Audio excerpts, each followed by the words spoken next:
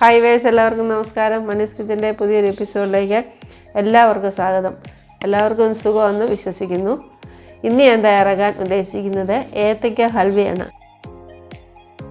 വീട്ടമ്മമാർക്കൊക്കെ പെട്ടെന്ന് ഇത് തയ്യാറാക്കാൻ പറ്റും.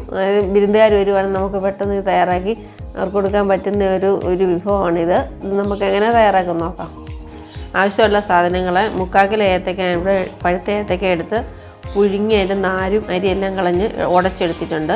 ശർക്കര 1/2 കിലോ എടുത്തിരിക്കുന്നത്, അതെടുത്ത് പാനിയാക്കി എടുത്തിട്ടുണ്ട്. അതിനകത്ത് ചേർക്കാനുള്ള ബദാം, മുന്തിരി, നട്ട്സ്, നെയ്യ്, ആവശ്യത്തിന് ഏലക്കാപ്പൊടി. നമുക്ക് ഇപ്പോൾ ഏത്തയ്ക്ക വേണമെങ്കിൽ 1 കിലോ ഉണ്ട്. നമ്മുടെ ആവശ്യം അനുസരിച്ച് നമുക്ക് കൂട്ടി കുറച്ച് വെക്കാം. ഞാൻ ഇവിടെ 3/4 കിലോ എടുത്തിട്ടുള്ളൂ. ഇനി നമുക്ക് തയ്യാറാക്കി നോക്കാം. അതിനുവേണ്ടി ഒരു പാൻ ഇങ്ങനെ സ്റ്റവ് വെച്ചിട്ടുണ്ട്. നമുക്ക് തീ കത്തിച്ച് കൊടുക്കാം. ഇതിലേക്ക് നമുക്ക് ശർക്കര പാനി ഒഴിച്ചു കൊടുക്കാം.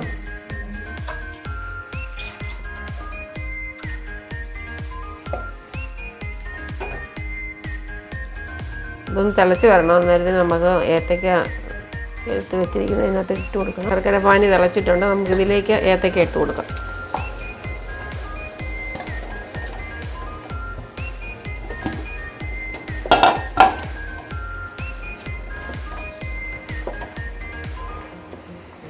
പുഴുങ്ങി നമ്മൾ ഉടച്ചെടുക്കുക, അല്ലെങ്കിൽ മിക്സിക്കകത്ത് അടിച്ചാലും മതി.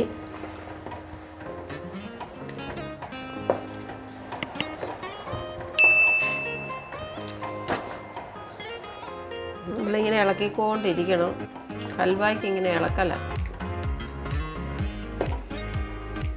ഏത്തയ്ക്ക അത്ര വലിയ പാടില്ല ഉണ്ടാക്കാൻ.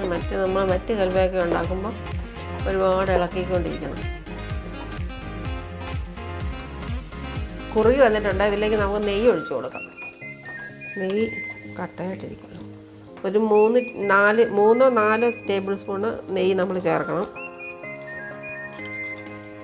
കൂടിപ്പോയാലും കുഴപ്പമൊന്നുമില്ല. ഞാനിപ്പോൾ 3 ടേബിൾ സ്പൂണാണ് ഇട്ടിട്ടുള്ളത്. ഉരുകി അതിനകത്ത് ചേർന്നോളും.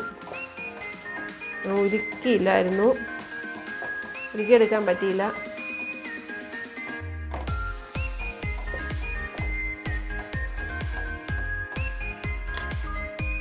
ഇതിലേക്ക് നമുക്ക് ബാക്കി സാധനങ്ങൾ ഇട്ട് കൊടുക്കാം. ബദാം മൊത്തം വേണ്ട,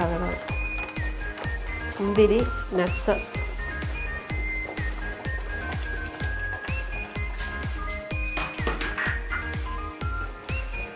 ഏലക്കാപ്പൊടി എടുത്ത് വെച്ചിട്ടുണ്ടായിരുന്നു, അത് കൂടെ ചേർത്ത് കൊടുക്കാം.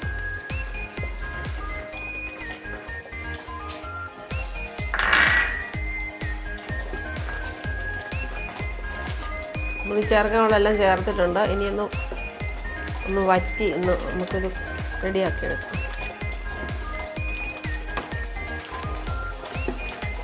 എല്ലാവരും ഇത് ട്രൈ ചെയ്ത് നോക്കണം.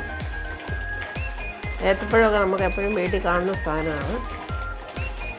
വലിയ പ്രയാസമില്ലാത്തതുകൊണ്ട് എല്ലാവരും ഇത് ട്രൈ ചെയ്യണം. ബദാമും മുന്തിരി ഒന്നും ഞാൻ മുറിച്ചിട്ടിട്ടില്ല. നമ്മളിപ്പം ഹൽവ മുറിക്കുമ്പോൾ അത് മുറിഞ്ഞു വരും. മുറിച്ചിട്ടാൽ കൊള്ളാം. നിങ്ങളുടെ സൗകര്യം പോലെ ചെയ്യുക. ഞാൻ മൊത്തത്തിലങ്ങ് ഇട്ടിരിക്കുകയാണ്. ഏത്തയ്ക്ക ഹൽവ ഇവിടെ റെഡി ആയിട്ടുണ്ട്. ഞാൻ 15 മിനിറ്റ് എടുത്തിട്ടുള്ളൂ. നമുക്ക് തീ ഓഫ് ചെയ്യാം, ഇല്ലേ കരിഞ്ഞു പോകും. നമുക്ക് നെയ്യ് പുരട്ടിയ ഒരു പാത്രത്തിലേക്ക് ഇത് മാറ്റണം. ചൂടോടെ തന്നെ മാറ്റണം.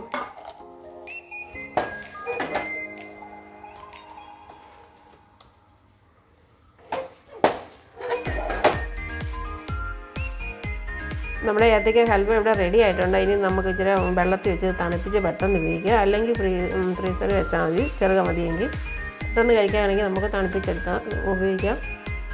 എൻ്റെ ഈ വീഡിയോ ഇഷ്ടമായല്ലേ സബ്സ്ക്രൈബ് ചെയ്യാനും ലൈക്ക് ചെയ്യാനും മറക്കരുത്. Thank you.